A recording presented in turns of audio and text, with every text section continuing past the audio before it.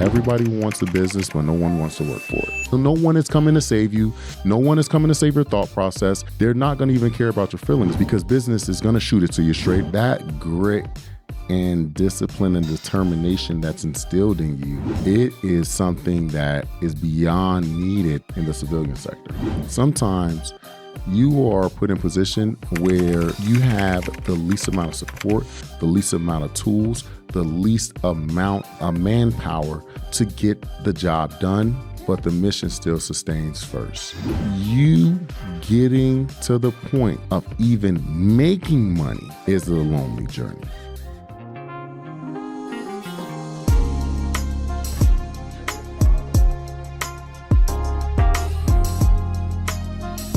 Hello and welcome to the Prepare to Compete podcast, where we talk all things VA benefits, real estate, entrepreneurship, and more. And I'm Kayvon Jones, civilian patriot, entrepreneur, and host of the #1 veteran podcast. Hello, and I'm Kenneth Davis, CEO of Veterans for Veterans, and continuously a veteran servant.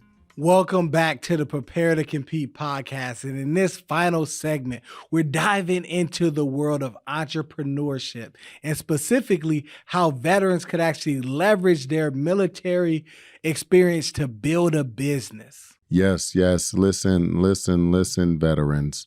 You have the skills. You have all the tools that it's going to take for you to be able to translate your military attributes and put them in terms and also actionable steps for the civilian sector to make sure that you are not only provided the employment that you like, but also to build the actual business that you deserve.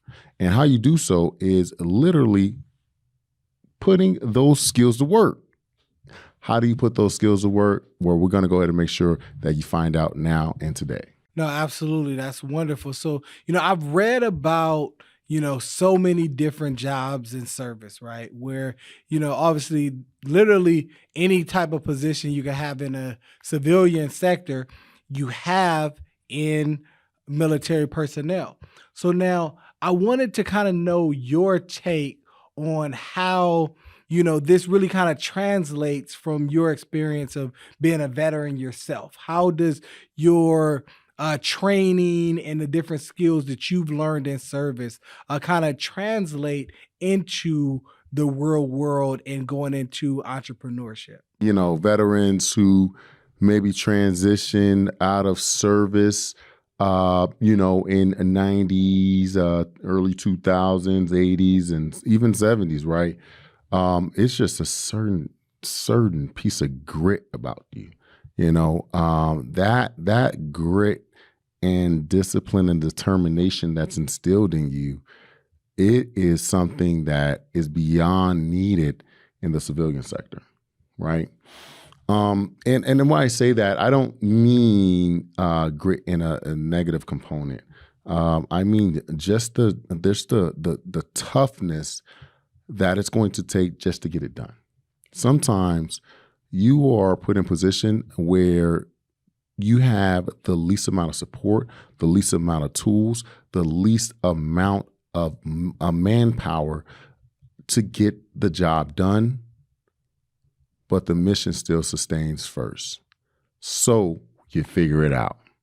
Just figure it out. Get her done. And that's what we do, as, again, veterans and also active duty members. It's just incredible with what little you have and how much you can be able to do. But there's so many different attributes. I can go on and on and on and on. But key components, when you're talking about grit, you're talking about teamwork, you're talking about discipline, you're talking about just having the structure to be able to get up in the morning, right? Most hate that morning wake up. I know some people that has done more before noon than most have done all day. Okay, so trust me, you see this because it is not only something that you need to do, but you got so used to it that you want to do it. because it's just instilled in you. But we can go on about those particular skills, but now we want to be able to provide some real actionable tools with those skills, right? So, again, it's just some of those attributes that really makes a veteran really a considerable person for employment here in the civilian sector. No, absolutely. Employment and even, starting your own business and kind of anywhere in between. Something that I kind of think about is the exposure to technology, right? Because if you think about it in the military sector, you're being exposed to a lot of technological advancements before the civilian population. You talk back to those active duty service members and now veterans that were in service in the 80s and different 90s and different things, and we didn't have cell phones then, but guess who had them, right? The military already had that technology, right? So when we're talking about working with advanced systems and artificial intelligence and a lot of those different things that we're barely kind of tapping into in the civilian sector, military personnel have had experiences with those for numerous years. No, true indeed. And a lot of those access to those components, a lot of them are in some of the fighter jets, some of them are in some of the helos, even the satellite phone, right? The satellite phone wasn't something that was really accessible or anyone even actually utilized, right? But there's certain, jobs that where you get access to these things. But majority, right? The majority are the grunts, hitting it hard, infantry, getting some of the things done that you would never even consider, right? And having a theoretical winning formula and challenging yourself to make it an actual thing or a business that you have been working on for years and just peeling back, just continuously going and going and going. And that's something that I think a lot of our military today, instills in them. But also, it's a lot of challenges that come with that. Again, we're going to kind of transition into some of those challenges, but having those key components to be able to put into business on a day-to-day basis, because there's going to be days where you are motivating you. You don't have an NCO that's looking over. You don't have your supervisor that is going to be micromanaging you. Those small things that you do on a daily basis, such as, fixing your gig line, making sure your uniform is top notch, making sure your boots are shined. Those small things are literally what's missing in a lot of the business world, right? Having customer success is doing the small things right at a high level every single time. If you do the small things right, the big things are going to come. That's why most veterans can transition into that world very easily. Makes a lot of sense, right? Military service is really teaching you how to do the work and, get up and do that work even when you don't feel like it. And in entrepreneurship, there are going to be days where you do not feel like it. So you are getting conditioned for that better than anybody else on the planet, right? Because our military has the best set of training programs. But now when we're talking about overcoming those challenges, right? And, we're looking at transitioning into business ownership. And, a lot of times, our veterans take years to do so, and definitely go at your own pace with that. Definitely not recommending you to rush into anything, but just want to let you know you are qualified and you can, do it. Whether you need to still work that 9 to 5 and work on your business from 6 to 10, right? After hours, you can definitely have those options to do that, to have that stepping stone. But what I want to talk to you about and ask you, Kenneth, as a veteran and as a successful business owner, what were some of the biggest challenges you faced when starting your journey into veteran entrepreneurship? Great question. There are so many challenges that you deal with on a daily basis, right? However, one challenge that no one ever really talks about, you are one of many in the military. However, you are one of few in your comrades, your division, your group, your people, okay, your company, your brigade, whatever you want to call it. That is your team, your unit. There is always going to be someone that's going to be, again, that's going to be fighting for you. That's going to be someone you're going to have one of your good friends in that division. You're going to have your leadership that is leading that division, and you're also going to have the overseers of that division. So there's always a hierarchy in a hierarchy, right? But it is a family and a unit, okay? Because we see these people more than you see your own family every single day, you know?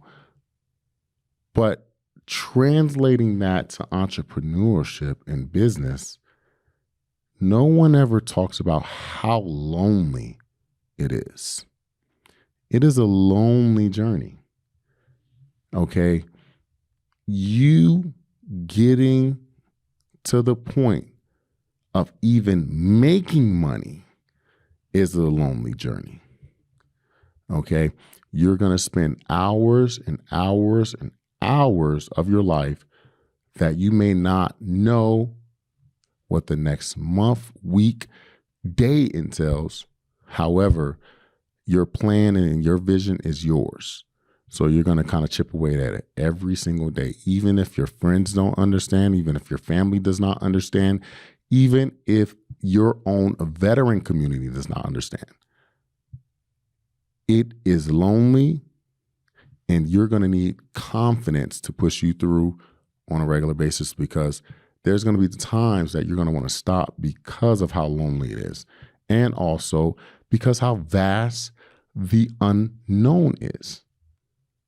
So when you're traveling through the dark in a lonely basis, in a lonely manner, you just want to get to the light. And then even when you get to the light, there's still another journey beyond that. And it's a lonely one as well. But I think talking about that and focusing on that, what it does is a lot of business owners or entrepreneurs or what have you go through that journey and they begin to stop, because you can't do anything by yourself. However, you need the right people to keep pushing you along.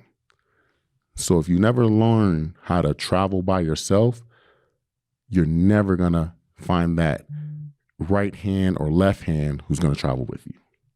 So that's a big component that I think most entrepreneurs don't understand until you're in it, and it's going to take some mental toughness, and you guys have it. You have all the tools to get there, but you got to take the journey, take the leap, But those are one of the real key components that I always wanted to make sure that you really unveil and you really focus on, making sure you have that mental toughness and drive to even push you through, even when you don't want to, because no one's going to do it for you. And guess what?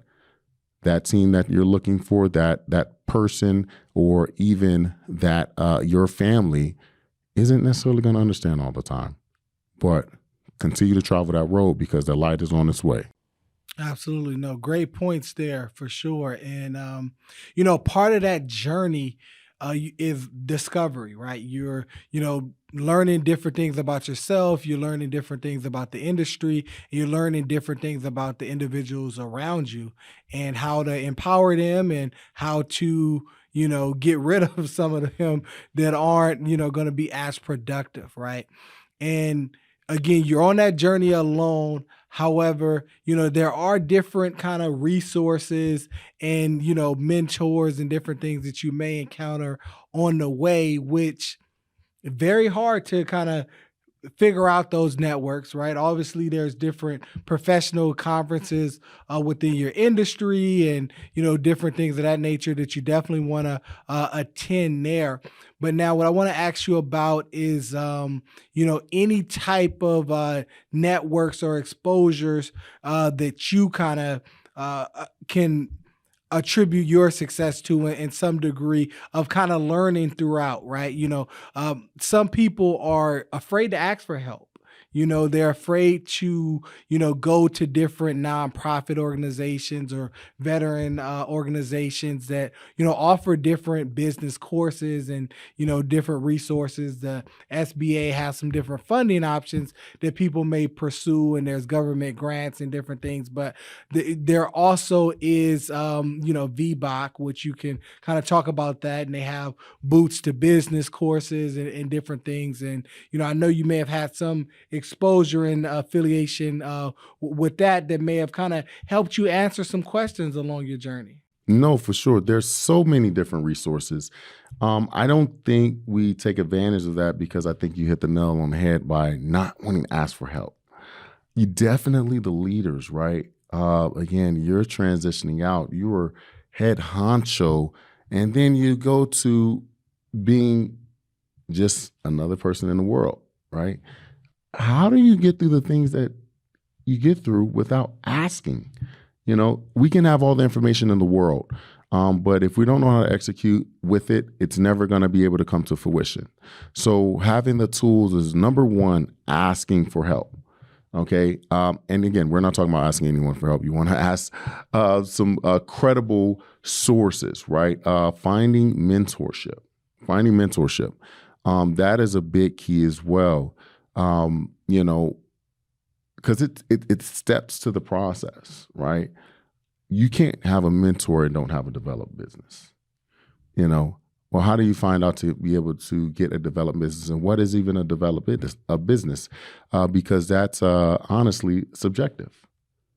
Well, these are the things that you need to answer, and you don't know how you're going to be able to structure your resources until you have your vision intact.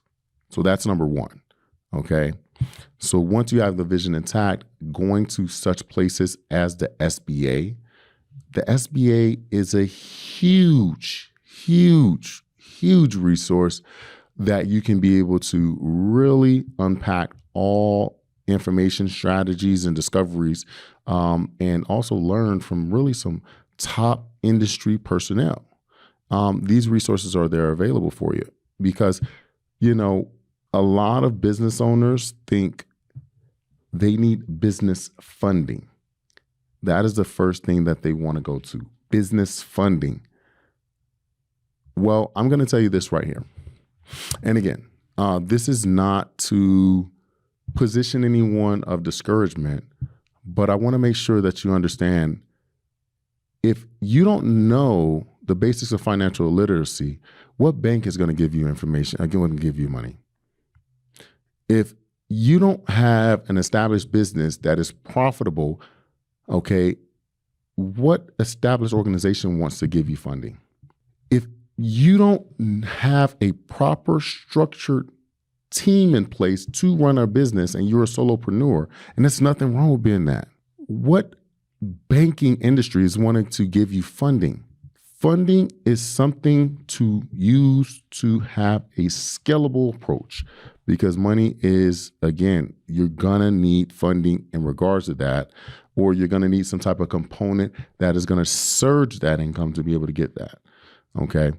That's a really, really big component. I want veterans and also veteran business owners and business personnel to understand making sure that you have established foundation before requesting any type of funding, because funding is not only thing that you need. Let me ask you, if you're asking for money or asking for funding from a lender, what have you invested? And when we're talking about funding, we're not only talking about capital, but what sweat equity have you invested? That is a very, very, very key component. If you haven't invested enough sweat equity to be able to get to the lenders, to get to the money, then you're never going to be able to open up the doors for business funding. So that's one aspect, but the SBA can be able to point you in the right direction for business funding, mentors, because what better way to go ahead and carve out an easier pathway by speaking with someone who's already done it. A lot of times we're talking to people who have never done it, and now we're talking our way out of success because we are speaking with someone with only their capable knowledge. And it's not saying that they don't have wisdom to be able to provide you, but there are just some things that some people aren't gonna understand, okay? There is simply that. They're just not going to understand. So do not look for understanding. No one is coming to save you. No one is coming to save your thought process. No one is going to even, again, if you have a good mentor, they're not going to even care about your feelings because they're going to go ahead and shoot it to you straight. Because business is going to shoot it to you straight because either you have the proper information to make sure that your business is aligned. The business is going to shoot it to you, or the mentor is. So you're either going to be successful or fail. And it's hard. It's hard. Okay, so don't think it's easy. There's so many different classes, courses. What educational components are you taking? Do you know the basics of accounting? Taxes. Because taxes, they're coming. I'm going to tell you right now, whether if you're making a little or a lot, Uncle Sam is going to have his hand out and say, hey, you forgot to pay me. Are you paying them quarterly? Are you paying them yearly? Are you under a S corp? Or are you under a C corp? Are you just a basic solopreneur? Or do you have a basic LLC? Now, how are you paying yourself? Are you still putting money in your own bank account? Or do you have a separate business account? These are small components. And again, it is small for some, huge for many. But these are some of the small things that before we even get to some of the more aggressive resources, we need to understand as a community to be able to unlock more information. Everybody wants a business, but no one wants to work for it. Amazing stuff there. And I like what you hinted on, especially with the taxes, because, taxes and mentorship are probably the two things that you want to look into first, right? Because in year one, you're going to need to file taxes, right? So you're going to need to make sure that you are looking at everything that goes into filing the taxes, as you alluded to, with your business structure and why you should have it one way or another. It's not a one size fits all thing. So, when we go back to, we talk about VA benefits and different things, and it's a lot of scuttlebutt talk, right? And it's the same thing when you're starting a business. You may get some advice from someone else, and that worked for their business and their purpose, but it may not work for you, right? So you want to get the information, but you also want to talk to qualified professionals on what's going to work based on your goals and the outcomes that you're looking to have, because it could be different from that other person. And when you're seeking mentorship, obviously you want to seek mentorship where you can add value to it, but don't be afraid to reach out to mentors who are a lot more seasoned than you, because anybody in business, oftentimes we're all taught, hey, you need to have, 1/3 people on your level, 1/3 above you, 1/3 below you, right? So if you're looking at someone that's 1/3 above you, they're looking for people like you to mentor, and you should be looking for someone to do the same. So you may be on that beginning pathway of your business, and that individual could be someone that's still in high school, could be a college student, could be different things that way. So if you pour into other people, the world is going to do you a favor, and someone is going to pour into you as well. But you have to open yourself up for that and put yourself out there and let them know, hey, not only can you be a resource to them, and they could be a resource to you. It has to be that duality there. It can't just be take, and you're not adding any value to them. So you have to be very concise with showing them that, hey, there is some value here, and it's going to be a mutually beneficial relationship, and you're going to be able to find the right mentors for you, guarantee it. And let's put some practicality to that, right? If you're a business owner, you're trying to be exposed to the masses, or not even exposed to the masses. You're trying to be exposed your product, your service, your whatever it is to the masses. Well, how many times have you volunteered? Have you had any type of volunteer service? Are you willing to go into a business and really unpack and be of service to another business to be able to get the mentorship that's needed? If you're not willing to serve someone to be able to get the knowledge to leverage yourself, because I'm telling you right now, that time, those years, those headaches can be easily avoided if someone were able to partner with you to get the information, and also you can be able to leverage some of their knowledge and even finances and even access to the network that they may have. So if you're not willing to collaborate with some of the, again, the one third, then guess what? You're not willing to be successful, because once you get to a certain point, you're going to need help. You're going to need to hire. You're going to need to hire in different departments. You're going to have a knowledge base of your full business structure. And if you cannot be of partnership to equip your team, and not only equip your team with the knowledge that you've gained from elsewhere, whether if it's books, whether if it's mentorship, whether if it's the SBA, then it's very hard to lead an organization or a company or a business that could be a team of 3 to 5 or more. Again, 3, 5, 12, 13. It's going to take that grit that we talk about, but also information to go ahead and continue to thrive. But all in all, I just want to make sure that everyone understands that you have to be willing to open yourself up, and it's going to hurt. It's going to be times where you're just not going to be able to really manage things at times, and you're going to have to take a step back, and then you're going to have to take a step forward, and then you're going to have to go ahead and do this balancing act, because whoever told the lie of there's a kind of a foundation or sweet spot where you can balance every part of your life on an even keel, well, I'll tell you this: if you're running a business, they lied, because it is it's capable when you have laid the foundation. But if you have not laid that foundation just yet to really go ahead and strive, I urge you to reconsider your thought process. Entrepreneurship is a journey, right? It's a journey that our veterans are uniquely equipped for. And that's what we want to communicate for you going into 2025.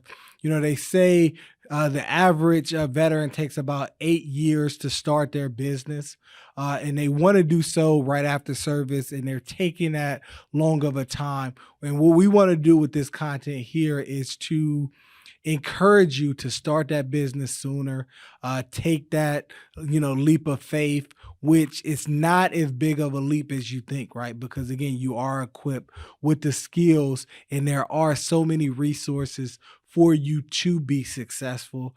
And if your goal is to have your own business, you may be uniquely driven like us, where, I knew like, hey, there's no way that my 9 to 5 is ever going to pay me anywhere near what my value is, right? They could be paying me 150,000, 200,000. And I just knew that whatever they're paying me is only a fraction of what I know I'm worth. But also I knew that I had a lot to pour into the community and into other individuals that, hey, my skills are going underutilized by staying here. So, and that's what we want to encourage you to, and understand that, hey, if you're staying at that 9 to 5 and you're not at least working towards getting out of there and, taking steps at your own business, you're doing your own self and your family a disservice, because what you have been called to do in your own business is likely very needed, and it was sent to you for a reason, for you to be able to do those things. So start making those strides. There's so many resources available for you. And again, we're another resource. We do have our own community where we have information about entrepreneurship as well, and just kind of talking about our experiences and other veterans and active duty service members who are in that community as well. And we're just really learning from each other. A lot of times where people go wrong is that you're at $0 and you're looking at that $100 million business and say, hey, I want to learn from you and I want to get that mentorship. And it's like, no, slow it down. Learn from somebody that got their first $100,000, right? Because in your first year, that's what you're looking to do. You're at $0. Go to that entrepreneur and say, hey, how did you make your first 100,000? They'll be able to tell you because they just did it. And that entrepreneur can go to someone that made 500,000 or their first $1 million, right?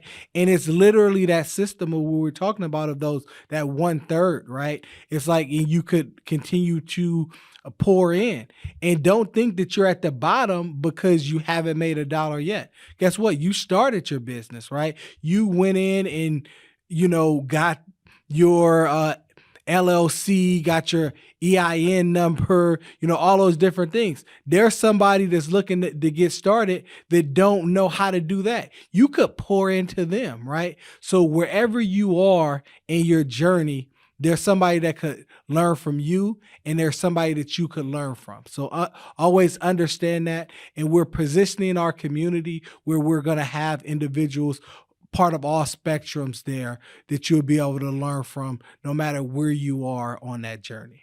Yeah, no, true indeed. The journey is a journey.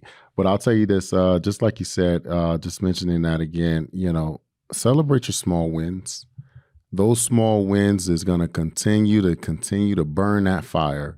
Celebrate those small wins, okay? Getting your first business tax filing, getting your first LLC, getting your first partnership or business relationship, successful one, right? Because networking, that's a journey in itself, okay? But again, learning how to network. Making friends isn't necessarily networking. Making relationships and long-lasting relationships, there's two different things. I have friends that I can never use for any of my business network, but I have long-term relationships that I can utilize and access their network to propel a portion of my business with no problem, because it's just a different mindset, right? Again, you're talking about organic friendship, and then you're talking about a relationship that developed into friendship that was based upon business originally. But networking, right? That's a good component. Also, when we are talking about the community, as Mr. Jones said, we're learning from each other, we're propelling each other, we're supporting each other, and when we're doing that, we are literally spiderwebbing everyone's network in the community. Do you guys realize how powerful that is for the veteran community? By sharing resources, by protecting one another from some of the roadblocks, by providing some of the support that business owner would have literally ceased to continue their business if they didn't have that comrade in the community. Come one, come all, we're here. Listen, we're always here to support you. We're always going to be here. So with that being said, make sure to celebrate your small wins. Absolutely, man. Wonderful show today, Kenneth. Appreciate everything. that we talked about. Again, VA benefits, the real estate, and here with the entrepreneurship going into 2025. We needed this information, right? We're in 2025 already when you're hearing this. So you're charged up. It's January. Everybody's at the gym right now, right? Everybody is, really excited about being the best version of themselves this year. Continue to think about the energy that you have now in January and how you could outlast everyone else and maintain that throughout the year. Understand, it's all about balance. You may not want to get up and do it every day, but just focus on getting 1% better every day. Life is a marathon. We're here to support you. Prepare to compete. We're out. Peace.